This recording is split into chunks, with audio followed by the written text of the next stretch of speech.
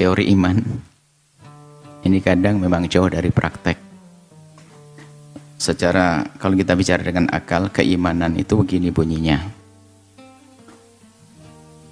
Makanya kita bisa menasihati dengan teori ini, akan tapi semua orang masing-masing kemampuannya di dalam mendengarkan nasihat dan memahami nasihat, merasakan nasihat. Yang mengucapkan sama, yang mendengar berbeda-beda. Dari kekuatan hatinya, kemampuan pikirannya, kesiapannya. Jadi kalau bicara tentang ilmu, teorinya begini. Teori iman. Kalau ada orang diberi oleh Allah musibah, selagi dia orang beriman, itu tidak cuma-cuma. Ada nilainya di hadapan Allah.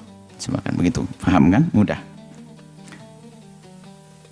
Kalau ada paling tidak tiga hal yang ia dapat. Yang pertama, yang diuji oleh Allah dengan musibah, sakit, berkepanjangan dan seterusnya, adalah karena pertama Allah ingin menghapus dosanya.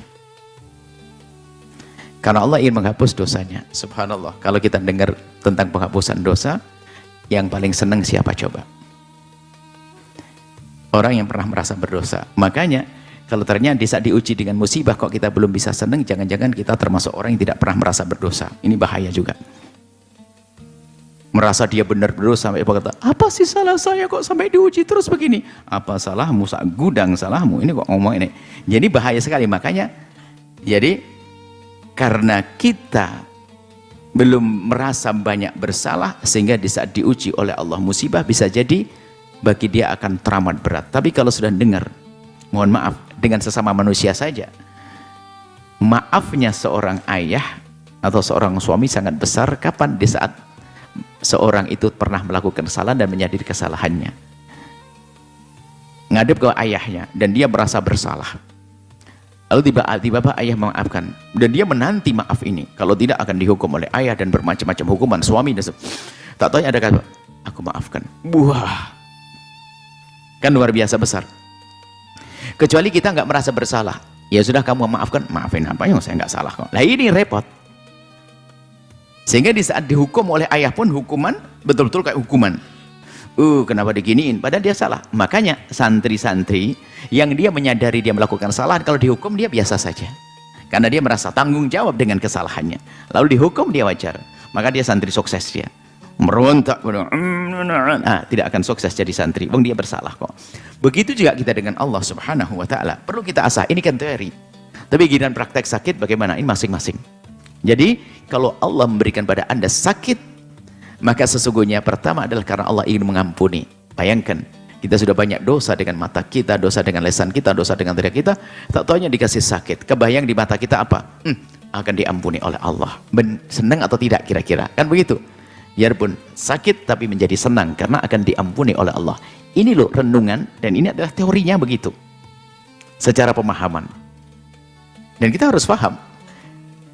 Sehingga kalau ada berita pengampunan kok belum senang, apa yang terjadi sebetulnya? Dia merasa tidak bersalah. Bukankah tidak bersalah adalah paling kurang ajarnya manusia? Merasa tidak bersalah di hadapan Allah. Ini renungan pertama. Yang kedua adalah, kalau Allah menimpakan pada seseorang sakit adalah karena Allah ingin mengangkat derajatnya. Lagi-lagi mau naik pangkat. Ini sebenarnya dalam ilmu secara akal mudah memahami. Kalau mau naik kelas ngapain sih anak-anak? Ujian. Sehingga anak itu nunggu kapan ujian, karena pengen segera kuliah tuh ya SMP. Ntar lagi ujian, ya Allah semoga cepat ujian. Duh, ujian kok mau? Karena mau naik kelas. Begitu juga dengan Allah, kalau seorang hamba diuji sebetulnya karena dia mau naik kelas. Kan begitu teorinya, gampang.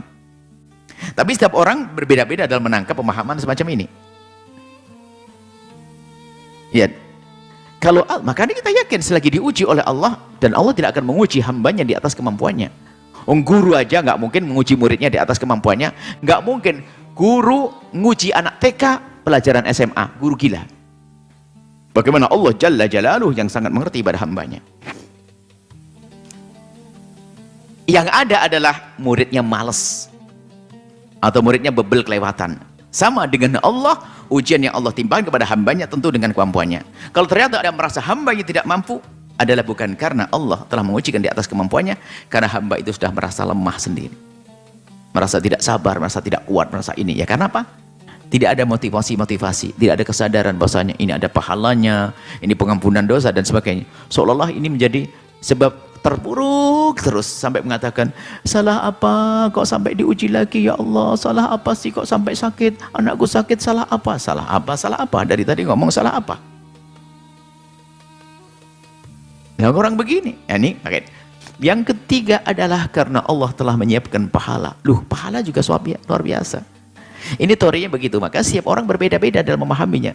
Bisa saja langsung hatinya tenang, oh kami kasih ilustrasi gambaran nanti di akhirat. Hamba-hamba yang masuk surga, bukan yang di neraka. Neraka pasti nyesalnya. Di surga nanti ada orang menyesalnya, atau bukan penyesalan yang sesungguhnya. Hanya dia pengen naik pangkat lebih tinggi lagi. Tiba-tiba ada orang dikagetkan dengan satu pahala. Lalu dia berkata, ini apa? Ini pahala sakitmu 1 tahun dulu. Oh, banyak banget. Iya. Lalu berkata di dalam surga, kalau tahu begini, kenapa aku tidak sakit seumur hidup? Bahaya tapi. Di saat kita hidup nggak boleh ngomong begitu. Artinya itu penyesalan, artinya apa? Orang sakit itu ternyata mendapatkan pahala pangkat tinggi. Bahkan kalau kita kembangkan lagi tentang keutamaan orang sakit, ya. Ini ternyata kalau kita ingin sukses lewat mereka loh. Allah berfirman hadis qudsi, abdi maridtu falam ta'udni. Aku sakit wahai hambaku, kau tidak kunjung kepadanya. Jadi menegur yang tidak peduli dengan orang sakit loh ya. Kenapa? Pengkabulan doa melalui orang sakit, rahmat melalui orang sakit, sampai Allah menisbatkan diri Allah sendiri kepada seorang sakit. Abdi, hambaku, abdi wahai hambaku, maritu aku sakit, kau tidak kunjung kepadaku. Lalu ditanya, hamba bertanya, ya Allah, bukankah engkau Rabbul Alamin, bagaimana kau sakit? Oh bukan, maksudku ada seorang hamba sakit, kau tidak kunjung kepadanya. Padahal kalau kau kunjung kepadanya, kau akan menemukan aku bersamanya. Maksudnya apa? Pengampunan, kasih sayang. Orang sakit mendapatkan kasih sayang. Maka kalau diuji oleh Allah sakit, langsung segudang doa kita panjatkan. Tuh anak, saudara, semua habisin. Dan khusnudzon kepada Allah, karena Allah akan mengangkat derajat kita. Nah seperti itu. Ini yang harus difahamkan pada orang yang diuji. Tapi nggak boleh waktu dunia ini, ya Allah kasih saya sakit. Nah, yang boleh adalah minta yang baik. Rabbana atina fid dunya hasanah. Tapi boleh menyesal saat ini. Kalau yang sakit ini nggak boleh langsung, ya Allah sakitkan saya biar saya punya pangkat tinggi. Nggak. Tapi ada satu lagi orang nyesal di surga nanti. Ini boleh kita niru. Apa itu? Ada orang diberi Allah pahala berlipat-lipat, lalu bertanya, ya Allah itu pahala apa? Itu pahala hartamu yang kau dermakan dulu. 1% kau dermakan. Ya Allah 1% segede ini, coba ngerti begini saya berikan semuanya. Nah ini boleh Anda mikir yang ini. Mumpung masih hidup. Nah ini boleh. 50%. Ini boleh hari ini masih hidup, tapi kalau sakit nggak boleh. Maka yang boleh kita adalah minta Rabbana atina fid dunya hasanah. Allah berikan kepada kami di dunia kebaikan, di akhirat kebaikan. Jadi jika Anda yang sakit, maka merenunglah yang semacam ini. Menangis bukan tidak boleh. Akan tapi kehebatan kita di dalam menutup tangis itu penting. Menangis boleh. Nabi pernah menangis kok. Nabi pernah menangis. Di saat diuji oleh Allah, mau diangkat derajatnya lagi oleh Allah dengan wafatnya Sayyidina Ibrahim, putranda beliau. Putra tercinta beliau Sayyidina Ibrahim wafat, Nabi menangis. Mengatakan, al-ainu tatma. Ini menitikkan air mata. Bal qalbu yahzan, hati berduka, tapi aku tidak berbuat yang diharamkan oleh Allah. Jadi makanya al-mu'minu, seorang mukmin hebat adalah bishratuhu fil wajhi wa husnuhu fil qalb. Orang mukmin hebat adalah tampak ceria saja di wajahnya, kalau ada duka disimpan di dalam hati. Sebab dukamu itu membuat orang lain duka. Kasihan kalau orang yang mencintaimu melihat mukamu berduka, maka dia ikut berduka. Maka pandai-pandailah menyembunyikan duka. Nah, ini jangan setiap orang kita tampakkan duka kita. Apalagi orang sangat mencintai kita, akhirnya dia sedih semuanya gara-gara kita menampakkan duka di hadapan mereka. Maka jadilah orang hebat untuk menutupi duka. Adukan kepada Allah, berusaha, sakit berusaha, diuji oleh Allah berusaha. Jangan kita setiap saat menampakkan duka, akhirnya 1000 orang mencintai kita bersedih.